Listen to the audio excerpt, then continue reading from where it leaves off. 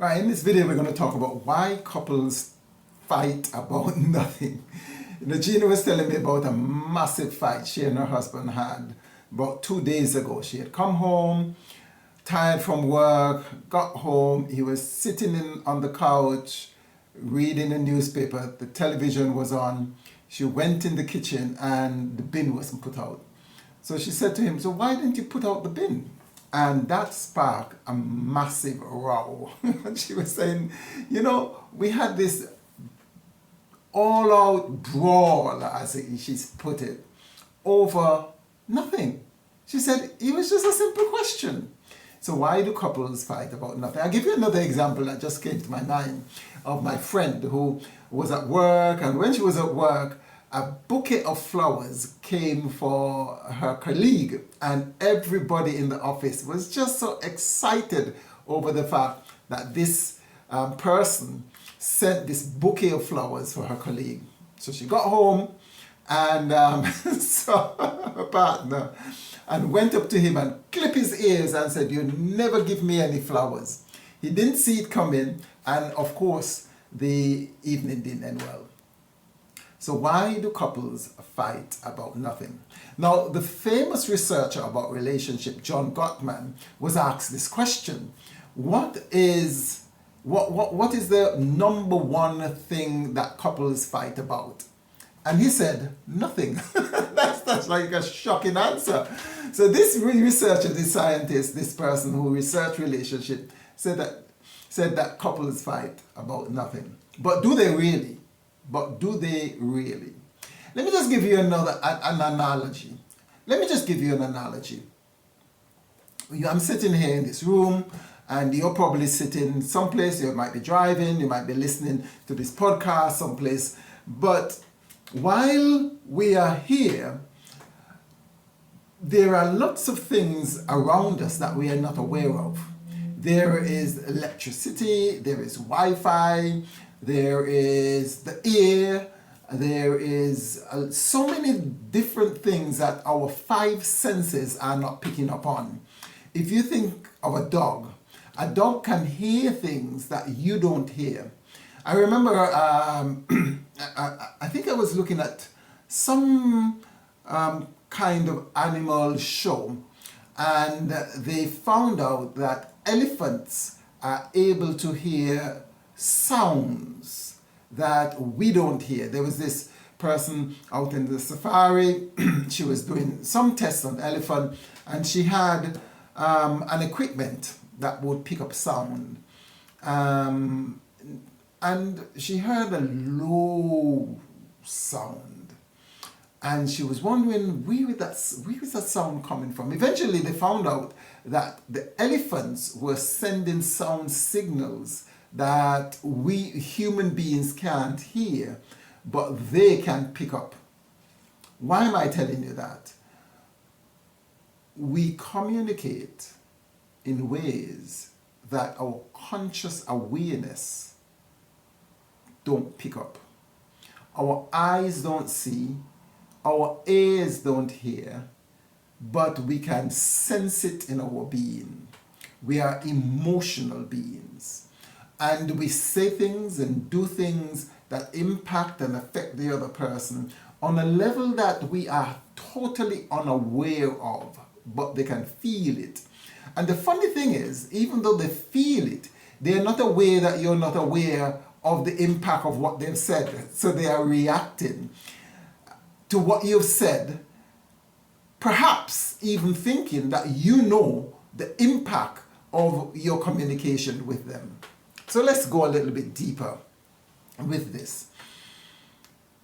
How a person interprets what you say or do is dependent on a number of different factors. Perhaps even the time of day. In the night, I am very tired, I'm irritable, I'm easily provoked. My son one time said, Dad, why are you so grumpy every night? And I realized that at the end of the day, I want quietness. Well, that's one of my emotional needs. I need calm, quietness. I don't want to be disturbed. And I would have a go at them if they say anything or do anything that normally during the day won't bother me. It easily triggers me, and I would shout, I would tell them, go to your rooms, I don't want to hear you, I don't want to see you. I just simply want calm, cool environment where I can relax, debrief, and recharge myself. So, be aware that sometimes when you say something, depending on the time of day, depending on the state, the emotional state that your spouse is in, if it's a certain time of month, people who, particularly women who go through their periods, then they might be a little bit more irritable, a little bit more easily bothered at certain times of the month than other times. Women who are going through menopause are easily triggered because the emotions, the emotional state, the hormones that is coursing through their body can set them off if you say the wrong thing at the wrong time. So that's one reason why you can have fights. It's almost like a hidden minefield.